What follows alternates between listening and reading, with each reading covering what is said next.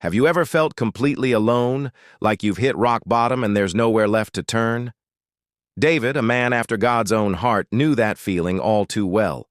We find him in 1 Samuel chapter 22, not in a palace, but hiding in a cave. He's on the run, a fugitive from a jealous and paranoid King Saul who wants him dead. Imagine the scene. David, the giant slayer, the national hero, now finds himself in the dark, damp cave of Adullam. But he's not alone for long. Soon his family joins him, seeking refuge from Saul's wrath. Then something amazing happens. A crowd starts to gather. The Bible says it was everyone who was in distress, in debt, or discontented. Basically, the outcasts, the misfits, the people society had written off. And they don't just join David. They make him their leader. About 400 people looked at this man in a cave and saw a king. This is a powerful picture of hope. Even in our darkest moments, in our own caves of despair, God can bring a community around us. He can take our brokenness and build something new. David's ragtag army of outcasts would become the mighty warriors who would one day help him rule a kingdom. It's a beautiful reminder that our lowest points can be the foundation for our greatest victories. But the story takes a dark turn. When King Saul hears that the priest Ahimelech helped David, his rage explodes. In a horrifying act of vengeance, Saul orders the execution of all the priests in the city of Nob. His own men refuse, so he commands Doeg the Edomite, who carries out the massacre. 85 priests are killed. It's a brutal, tragic moment, showing the depths of Saul's paranoia and his fall from grace. Only one person escapes. Abiathar, a son of Ahimelech.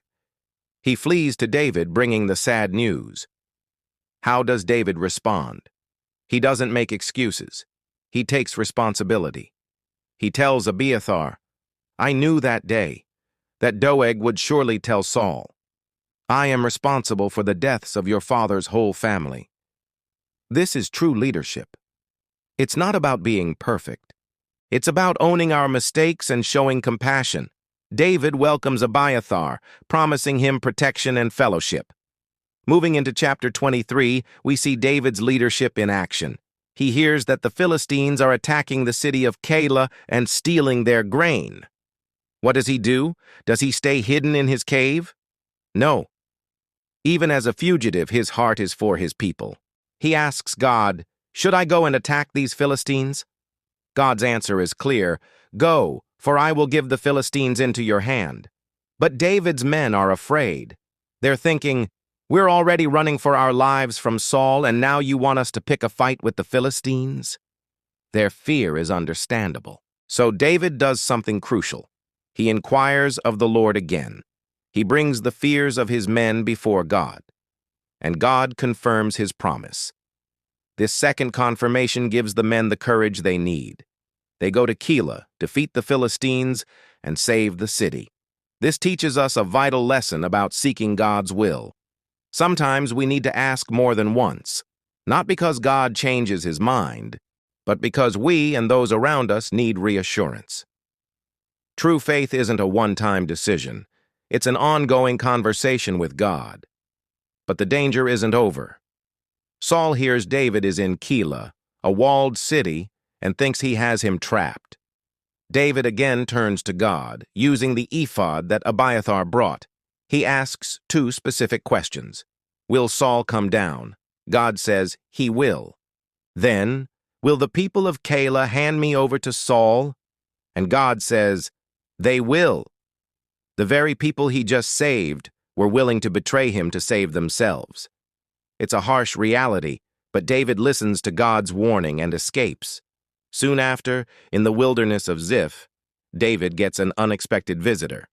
Jonathan, Saul's son and David's best friend. In a world full of betrayal and fear, Jonathan comes to strengthen David's hand in God.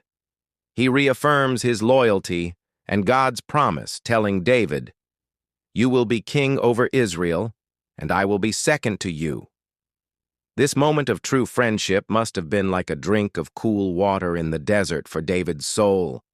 From the cave of Adullam to the wilderness of Ziph, these chapters show a man constantly on the move, facing betrayal, loss, and fear. Yet through it all, David's consistent response is to turn to God.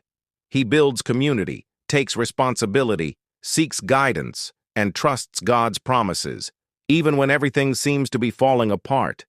His journey reminds us that no matter what cave we find ourselves in, God is with us, ready to lead us, provide for us, and use our struggles to shape us for His purpose. Thanks for joining me today.